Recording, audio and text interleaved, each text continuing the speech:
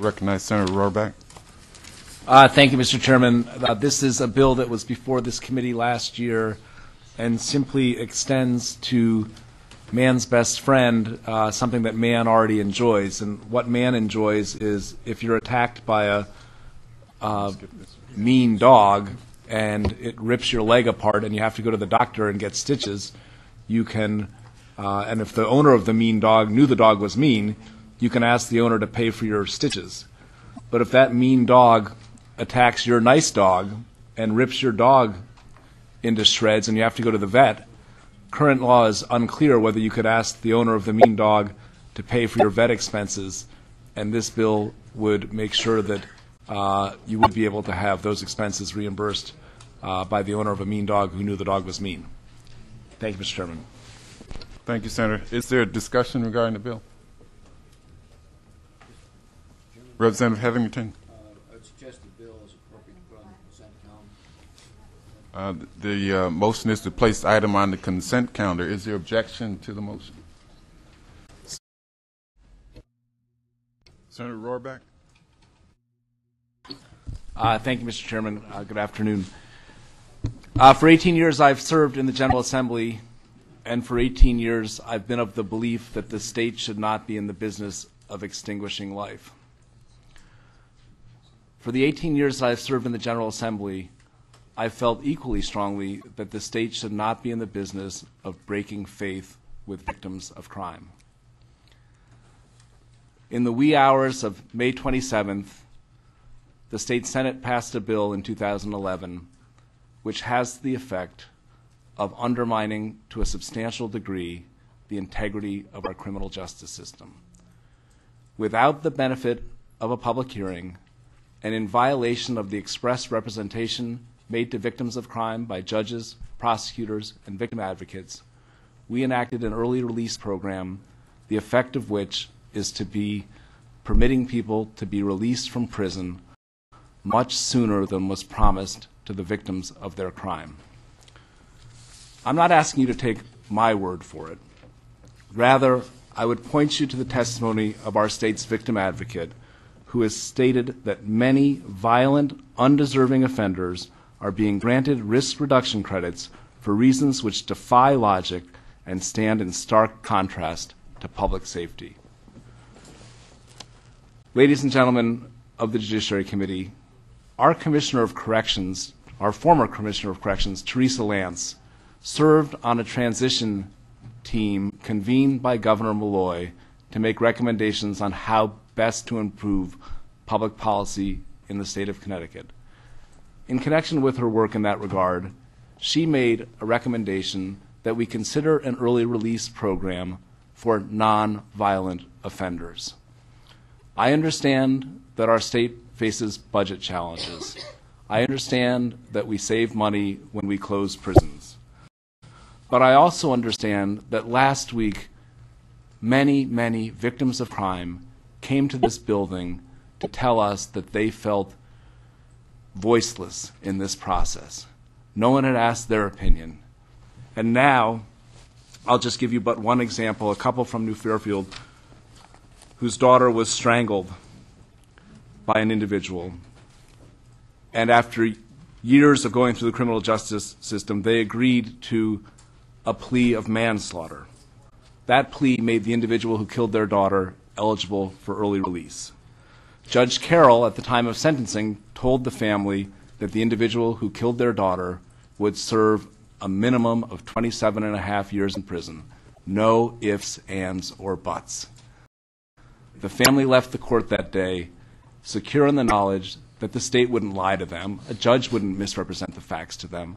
That's the way it was going to be. Until they got a letter from the Department of Corrections which said, you know what? The promises that were made to you will not be kept by the state of Connecticut, and the individual who killed your daughter will be eligible to be released years sooner than was promised to you. Now, interestingly, risk reduction credits are being awarded to people who are not even engaged in programming. One individual was denied parole and is currently earning 5 days a month, a reduction of his sentence, for being on a waiting list for programs. I've got a lot of papers in front of me, but what I want to direct everybody's attention to is attached to the testimony of the victim advocate are examples of individuals who have earned, whose sentences have been reduced.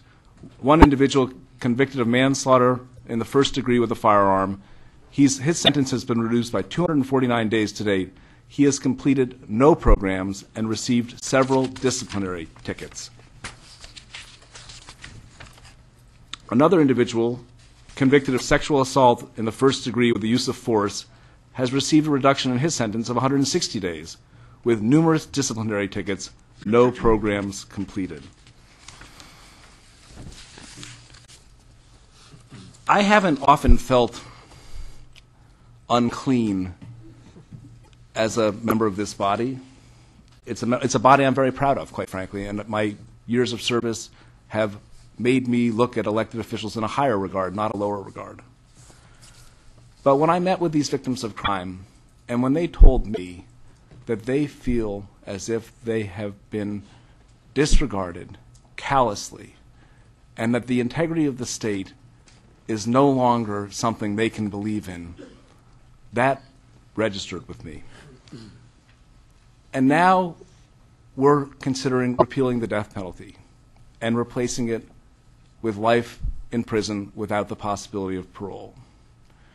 My fear, if we don't repeal the early release program and keep faith with the victims of crime, how can anyone have confidence that the state will honor the promise that's being made in connection with this bill, that the individuals who are going off of death row will in fact spend life in prison without parole? So I have an amendment. I have paper copies of it, which I'm happy to ask the administrator to distribute, but all it does is repeal the early release program that was passed last year. I think we owe it to the victims who were promised something else, not to upend the deal.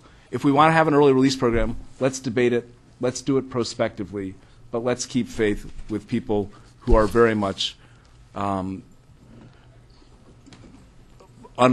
unraveled by what we've done to them. And I appreciate the indulgence of the committee and the time that you've given me. Thank you, Mr. Chairman.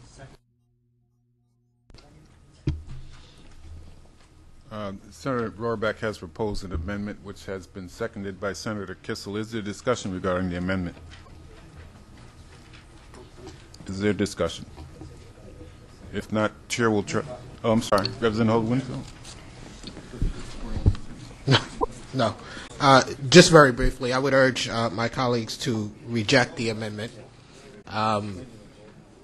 The amendment before us, I understand where it comes from, why Senator Roraback is putting it forward. I don't think it actually has to do with the abolishment of the death penalty, and I'm not opposed to having a debate on it, but I think it should be raised as a separate bill, particularly because we all have the ability to do so. Thank you, Mr. Chair. Senator Kissel?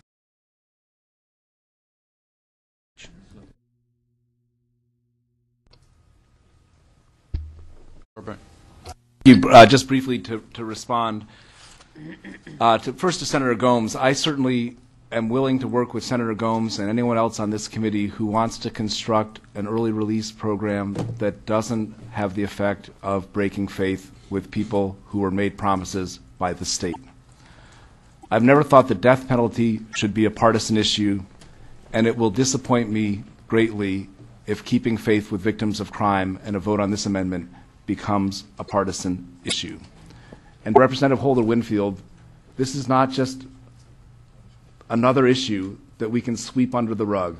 I think it lies at the heart of who we are as a state, who we are as a people, and what we value in terms of representations made to victims of crime. So I ask for a roll call vote, and I do, by way of explanation, my amendment is an add-on amendment.